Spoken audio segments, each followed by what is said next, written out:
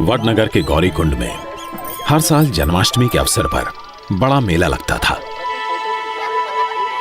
पिता दामोदर दास मोदी ने नरेंद्र को मेला घूमने के लिए 1 रुपया दिया। उस वक्त देश के कई हिस्सों में भीषण बाढ़ आई थी।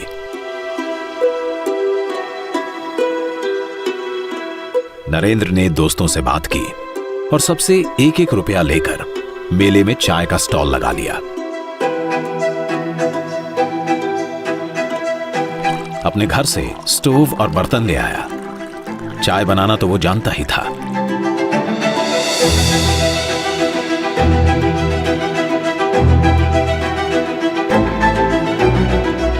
इससे जमा हुए पैसे उसने बाढ़ पीड़ितों की सहायता के लिए दे दिए।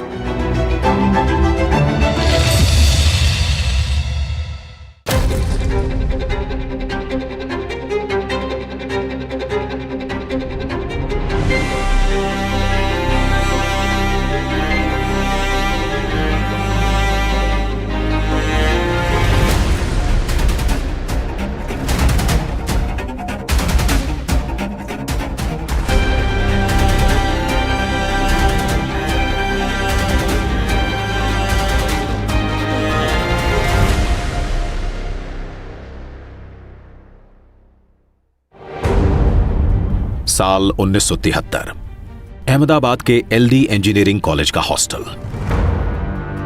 मेस बिल में भारी बढ़ोतरी कर दी गई। छात्रों ने इसके विरोध में हड़ताल कर दी। 23 साल का नरेंद्र भी इस आंदोलन से जुड़ गया। ये चिंगारी गुजरात में महंगाई, बेरोजगारी, कालाबाजारी और भ्रष्टाचार के विरुद्ध ऐतिहासिक नवनिर्माण आंदोलन के रूप में भड़क गई।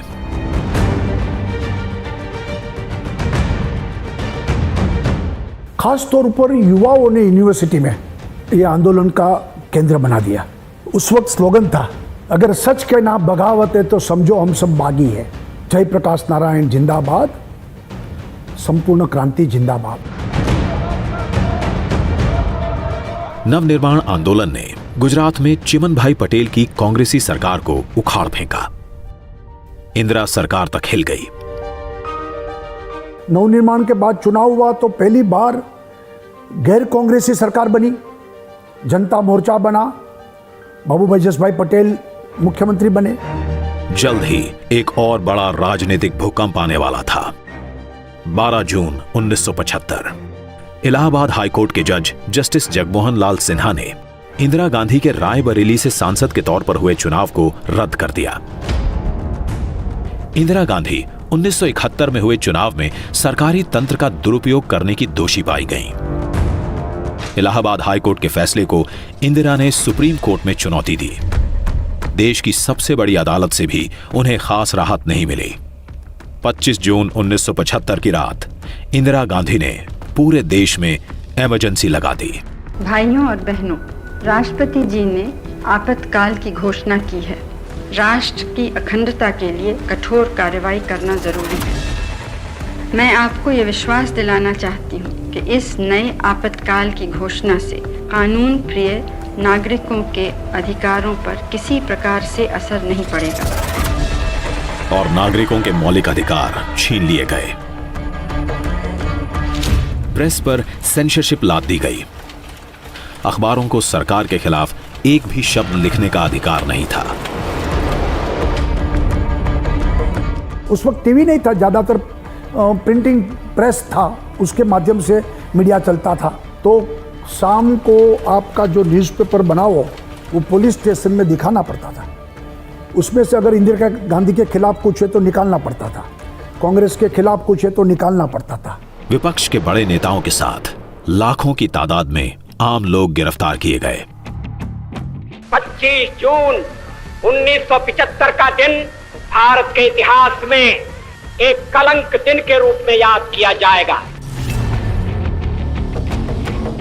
इमरजेंसी के काले दौर में 25 साल का युवा नरेंद्र भी लोकतंत्र बचाने की लड़ाई में शामिल हुआ। पुलिस नरेंद्र को ढूंढ रही थी, लेकिन कभी साधु तो कभी सरदार बनकर वो लगातार अपना काम करता रहा। हम भावनगर कारागार में थे। मैं साधना साप्ताहिक का संपादक था और सेंसरशिप के खिलाफ लड़ा, इसलिए मैं वो कारागार में था। हम 1 साल रहे। उनको कुछ पूछना था तो वेश बदल कर आ गए वो जेल में। मुझे मिले और भी लोगों को मिले, तो ये उनका साहस का स्वभाव था। नरेंद्र गुजरात ही नहीं, गुजरात के बाहर से आए तमाम नेताओं की भी हर संभव मदद करता रहा।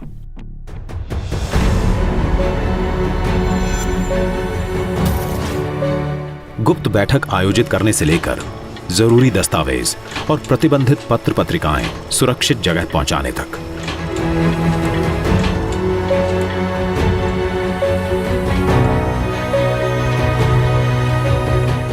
जो काम है समाज में जागृति लाने का, यानी कि अलग अलग पत्रिकाएं जो होती थी, जो न्यूज़पेपर में नहीं आते थे सेंसरशिप के नाते, तो वो फैलाना, कई ऑर्गेनाइजेशन की जो गतिविधि चल रही है वो समाज में लाना और विदेश में पहुंचाना, ये सब कार्य करने वाले अंडरग्राउंड वर्कों में नरेंद्र भाई मुख्य थे।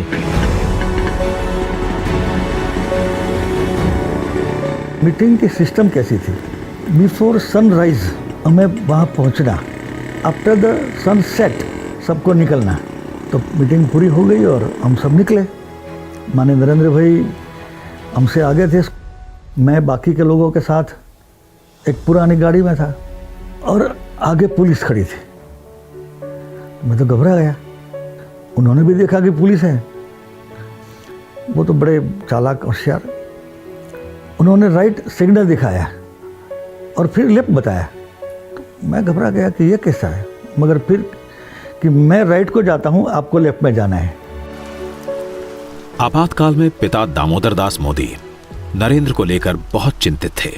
पता नहीं बेटा कहाँ है, किस हाल में है। वे किसी भी तरह नरेंद्र से मिलना चाहते थे। छोटे भाई पंकज ने नरेंद्र से संपर्क किया। नरेंद्र भेष बदलकर छिपते छिपाते अपने मामा के घर अहमदाबाद के दाणी लीमड़ा इलाके पहुंचा, जहां उसने पिता और भाई को बुला लिया था। पिता नरेंद्र की वेशभूषा देखकर दंग रह गए। आपातकाल के खिलाफ लड़ाई में नरेंद्र की भूमिका को जाना तो गर्व की अनुभूति हुई।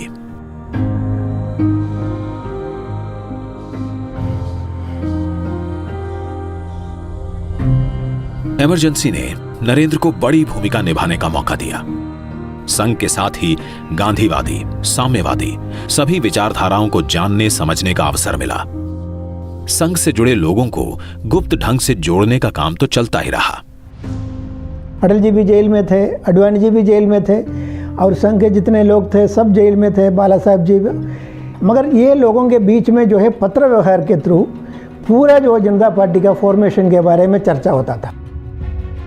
21 मार्च 1977 इमरजेंसी हटी, चुनाव हुए और केंद्र में मोरारजी देसाई की अगुवाई में पहली गैर कांग्रेसी सरकार बनी। उनके मंत्रिमंडल में वाजपेयी, आडवाणी जैसे जनसंघ के बड़े नेता भी शामिल हुए। Our decision is that you choose Morarji Desai.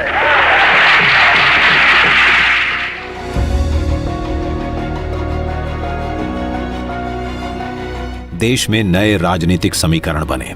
Narendra को भी नई जिम्मेदारी मिली। उसे गुजरात से संबंधित आपातकाल का इतिहास लिखने को कहा गया।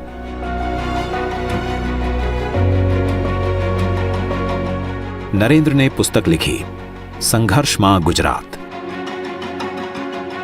तो इमरजेंसी में पूरा कार्य संघर्ष में कैसे चला, इसमें वेश बदल करना, अंडरग्राउंड लोगों को संपर्क रखना, कब कौन कहाँ सत्याग्रह करेगा और जेल में जाएगा, ऐसे अंडरग्राउंड नेताओं की जो बैठक होती थी उनकी भी व्यवस्था करना, ऐसे सब व्यवस्थाओं में नरेंद्र भाई का रोल एक बड़ा था, जो हम संघर्ष में गुजरात वो पुस्तक में काफ़ी कुछ पढ़ सकते हैं।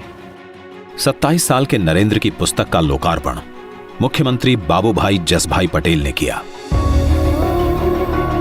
यह पुस्तक भारतीय लोकतंत्र के सबसे अंधेरे काल का चमकदार दस्तावेज बन गई। पुस्तक इतनी लोकप्रिय हुई कि इसका हिंदी अनुवाद आपातकाल में गुजरात नाम से प्रकाशित हुआ। भूमिकाएं, स्थान बदलते रहे, अविरल। इमरजेंसी के बाद नरेंद्र का दिल्ली आना जाना लगा रहा। संरक्षक की भूमिका निभाते आ रहे वकील साहब नरेंद्र को तराशते रहे। वकील साहब की सलाह मानते हुए मोदी ने दिल्ली यूनिवर्सिटी से 1978 में बीए किया। मोदी जी वकील साहब के मानस पुत्र थे। वकील साहब के स्मरण में ही पूरा संस्कार धाम खड़ा है, जिसे लक्ष्मण ज्ञानपीठ के नाम से हम जानते हैं। 11 अगस्त 1989 दोपहर 3:15 बजे गुजरात के मोरबी में मच्छू नदी पर बना बांध तेज बारिश से टूट गया। कुछ ही देर में बाढ़ के प्रकोप से 15,000 से अधिक लोगों की जान चली गई। शहर शमशान बन गया। लाशों के कारण महामारी फैलने का खतरा बढ़ गया। इस त्रासदी की जानकारी पाते ही मोदी फटाफट मोरबी पहुंचे। संघ के स्वयं सेवकों के साथ मिलकर बाढ़ पीड़ितों की सहायता की। घर घर में जाके उसका कीचड़ कादव निकालना, इतना ही जो मृतदेह उनका अंतिम संस्कार करना। नरेंद्र भाई भी उसमें हमारे वकील साहब की सूचना से तुरंत पहले ही वीक में आ गए। मोरबी के बाढ़ पीड़ितों के लिए राजकोट में राहत शिविर लगाए गए और इन शिविरों में सबका ध्यान रखा गया। यहां मुस्लिम परिवार बड़ी तादाद में थे, जिनके लिए रमजान के महीने में सहरी तक की व्यवस्था की गई। ये सब काम बड़ा कठिन था और उसको फिर से खड़ा करना, ये पूरा मेरे ख्याल से 2-3 महीने तक ये काम चला था और नरेंद्र भाई उसमें निरंतर वहां पर बने रहे थे। मोरबी की घटना के 2 हफ्ते पहले ही मोरारजी देसाई की जगह चौधरी चरण सिंह ने पीएम की कुर्सी संभाली, लेकिन उनकी सरकार भी 6 महीने के अंदर गिर गई। जनता मोर्चा का प्रयोग 3 साल में धराशायी हुआ और जनवरी 1980 में हुए चुनावों में इंदिरा गांधी ने सत्ता में वापसी की। 6 अप्रैल 1980 जनसंघ से जुड़े नेताओं ने भारतीय जनता पार्टी का गठन किया। अटल जी ने घोषणा की, भारतीय जनता पार्टी बनी। पहला अधिवेशन मुंबई में हुआ। अटल जी का वो बहुत बड़ा वाक्य है, अंधेरा छटेगा कमल खिलेगा, और कमल की घोषणा हुई उस वक्त। 1981 में तमिलनाडु के मीनाक्षीपुरम में बड़ी संख्या में दलित परिवारों को इस्लाम में धर्मांतरित किया गया। इस घटना से देश भर में हाहाकार मचा। हिंदू समाज की एकता को सुदृढ़ करने के लिए संघ परिवार तेजी से हरकत में आया। देश भर में एकात्मता यात्रा का सिलसिला शुरू हुआ। देश के करीब 6 करोड़ लोगों से इस दौरान संपर्क किया गया। इस यात्रा के गुजरात में आयोजन का दायित्व संभाला नरेंद्र मोदी ने। मोदी की नेतृत्व क्षमता को नया आयाम मिला। देशनो तमाम नागरिक एक छे। देश के तमाम नागरिक एक है। इस उद्देश्य के साथ गंगा जी और भारत माता, गंगा जी का कुंभ और भारत माता का चित्र लेकर एक साथ 2 रथ देश भर में निकाले गए। मैं मानता हूं कि ये रथ यात्रा किस तरह से निकाली जाए, इसका विचार भी नरेंद्र भाई का ही था। 31 अक्टूबर 1984 को इंदिरा गांधी की हत्या से उपजी सहानुभूति लहर के कारण कांग्रेस को बम्पर जीत हासिल हुई। बीजेपी को सिर्फ 2 सीटें मिली। अगले ही साल गुजरात में विधानसभा के चुनाव हुए। कांग्रेस ने 182 में से 149 सीटें हासिल की। बीजेपी को महज 11 सीटें मिली। बीजेपी को मजबूत करने के लिए संघ से अच्छे प्रचारकों को पार्टी में भेजने का सिलसिला शुरू हुआ।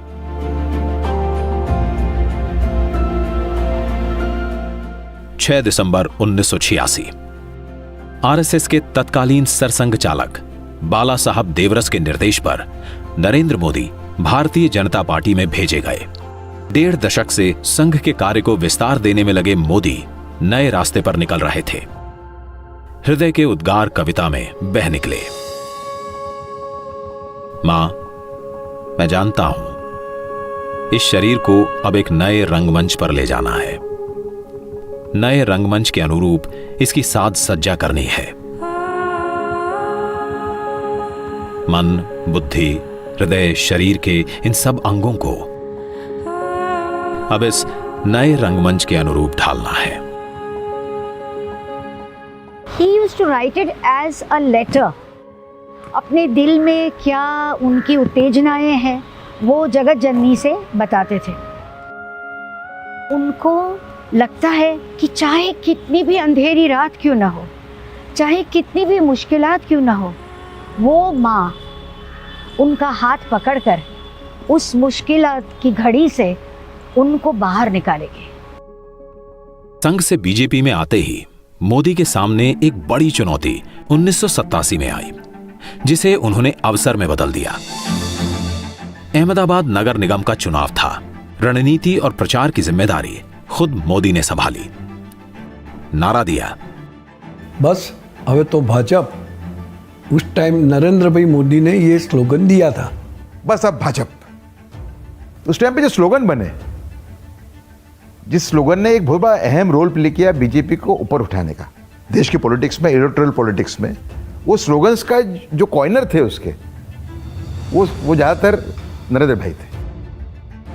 अहमदाबाद नगर निगम चुनावों में बड़ी जीत के बाद नरेंद्र मोदी को गुजरात बीजेपी का संगठन मंत्री बना दिया गया। मोदी ने गुजरात में बीजेपी की जड़ें मजबूत करने के लिए यात्रा की रणनीति का सहारा लिया। किसानों के मुद्दों को लेकर 1987 में न्याय यात्रा, तो आदिवासी इलाकों को केंद्र में रखते हुए 1988 में लोक शक्ति यात्रा।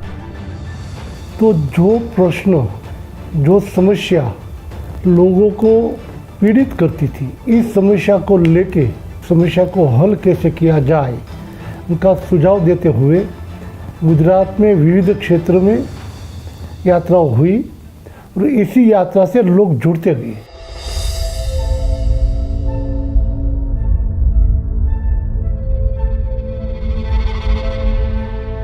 उन्नीस में ही मोदी एक और यात्रा पर निकले, भोले भंडारी के दर्शन के लिए कैलाश मानसरोवर यात्रा पर। विदेश विभाग की तरफ से पहली बार कैलाश मानसरोवर यात्रा के लिए यात्रियों का जत्था भेजा जा रहा था। मोदी भी ऐसे ही एक जत्थे में शरीक हुए। यात्रा से वापस लौटे तो सूचना मिली कि पिता दामोदर दास मोदी की तबीयत काफी खराब है। नरेंद्र तुरंत वडनगर पहुंचे। प्राण निकलने से पहले पिता मानो अपने कुमार का ही इंतजार कर रहे थे। बेटे से मुलाकात हुई और दामोदर दास मोदी ने सदा के लिए आंखें मूंद लीं। अगले ही दिन नरेंद्र नए पथ पर निकल पड़े, अविरल।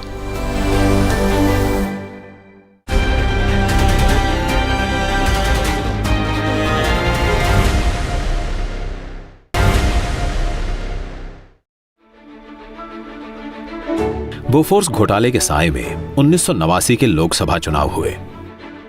गुजरात में जनता दल के साथ मिलकर बीजेपी ने चुनाव लड़ा। मोदी को अपनी रणनीतिक कुशलता दिखाने का बड़ा मौका मिला। गठबंधन के तहत गुजरात में जिन 12 सीटों पर बीजेपी चुनाव लड़ी, उन सभी सीटों पर बीजेपी की जीत हुई। मोदी का सिक्का और जमा। कि मोदी जी का काम करने का तरीका वो अपने आप में एक अनूठा है। काम कुछ भी हो, उसका पूरा आयोजन करना और आयोजन को एक बार चकास लेना, उसके बाद अमल में लाना। तो ये प्लानिंग करके किसी काम को अंजाम देने की जो उनकी पद्धति है, उसी में ही इनकी सफलता का राज है। 1989 के लोकसभा चुनावों ने बीजेपी को ताकत दी। पार्टी ने सोमनाथ से अयोध्या तक रथ यात्रा का फैसला किया। रथ यात्रा की पूरी प्लानिंग मोदी के जिम्मे रही, जो गुजरात में पहले ही कई सफल यात्राएं आयोजित कर चुके थे। सोमनाथ से अयोध्या की यात्रा बीजेपी के लिए काफी महत्वपूर्ण रहने वाली थी। आजादी के तुरंत बाद सरदार पटेल की प्रेरणा से सोमनाथ मंदिर का पुनर्निर्माण हुआ था। बीजेपी अपनी अगुवाई में भगवान श्री राम की जन्मभूमि अयोध्या में मंदिर निर्माण कराना चाह रही थी। रामलला के जन्म स्थान की उस जगह, जहां के प्राचीन मंदिर को बाबर के सेनापति मीर बाकी ने तोड़कर बाबरी मस्जिद बनवा दी थी। रथ यात्रा के जरिए बीजेपी राम मंदिर के लिए जन समर्थन जुटाने की तैयारी कर रही थी। पार्टी का अपना जनाधार बढ़ना स्वाभाविक था। आडवाणी की यात्रा अपनी मंजिल तक पहुंच नहीं पाई, लेकिन साल भर बाद मोदी खुद एक बड़ी यात्रा पर निकले। बीजेपी के तत्कालीन राष्ट्रीय अध्यक्ष मुरली मनोहर जोशी के साथ उन्होंने कन्याकुमारी से यात्रा की शुरुआत की। इसे नाम दिया एकता यात्रा का। हमारी मांगे हैं 3, धारा 370 हटाओ, आतंकवाद मिटाओ, भारत देश बचाओ। उस वक्त कश्मीर में पंडितों की हत्या, उनकी बहु बेटियों के साथ बलात्कार, पलायन जारी था। घाटी में पाकिस्तान प्रायोजित आतंकवाद के खिलाफ पूरे देश को जगाने के उद्देश्य से थी मोदी की ये यात्रा। जिद ये कि जान रहे या जाए, श्रीनगर के लाल चौक पर तिरंगा फहरा कर रहेंगे। लाल चौक में पोस्टर्स लगाएं, दीवारों पे लिखा है, जिसने अपनी मां का दूध पिया हो वो श्रीनगर के लाल चौक में आए, आकर के भारत का तिरंगा झंडा फहराएं, और अगर वो जिंदा वापस जाएगा तो आतंकवादी से इनाम देंगे। आतंकवादी कान खोल करके सुन ले, 26 जनवरी को परसों, अब चंद घंटे बाकी हैं, लाल चौक में फैसला हो जाएगा किसने अपनी मां का दूध पिया।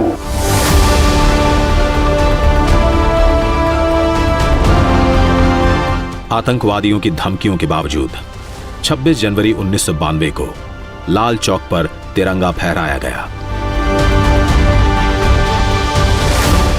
तो माहौल इतना भावुक था देश के लिए, एकता के लिए, कि मरने के लिए हम सब कार्यकर्ता एकदम जुस्सा में था।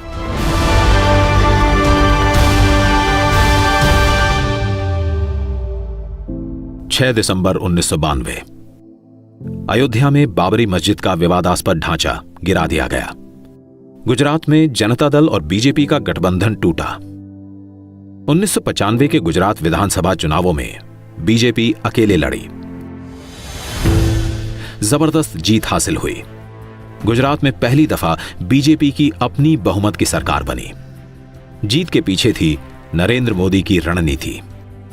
BJP came to power with almost 2/3 majority in 1995। सबने सोचा कि शंकर सिंह वाघेला चीफ मिनिस्टर बनेंगे, उनकी भी आकांक्षाएं थी।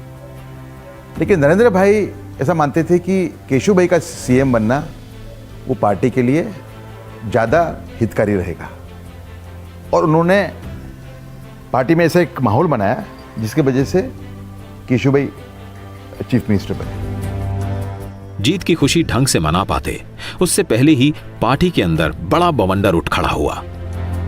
शंकर सिंह वाघेला ने विद्रोह कर दिया। केशु भाई की सरकार में अपने समर्थकों की अनदेखी का आरोप लगाया।